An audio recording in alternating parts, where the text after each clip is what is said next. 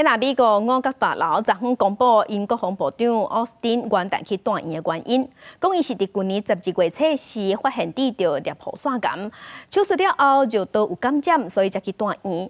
白宫是认为讲这无虾米好隐瞒的，进前隐瞒伊的病情无啥好。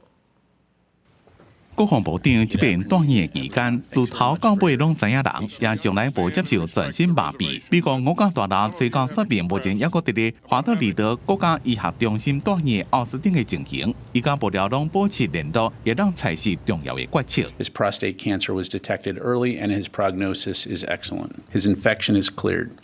He continues to make progress, and we anticipate a full recovery, although this can be a slow process. 白宫甲五角大楼将会对奥斯汀红磡伊断院的代志进行调查。伫过去1个月来，总统拜登完全拢唔知影家己的国防部长着癌。白宫认为奥斯汀这种消息无啥好。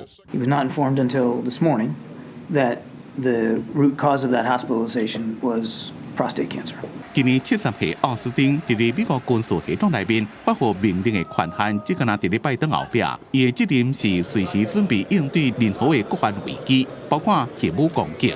不过，这伫东正甲和平邦内面是真歹做到。奥斯汀是伫去年12月初做例行检查时阵发现着癌，要做微创手术也真顺利，真紧就等于睡休困。不过日日出现的胃、腹肚，还有尻川背连接腿的所在真痛。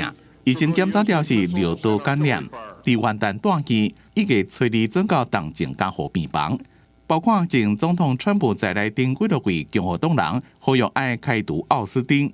五角大楼讲，奥斯汀无计划要辞职，拜登也无打算安尼死做。公司新闻黄文玲编译。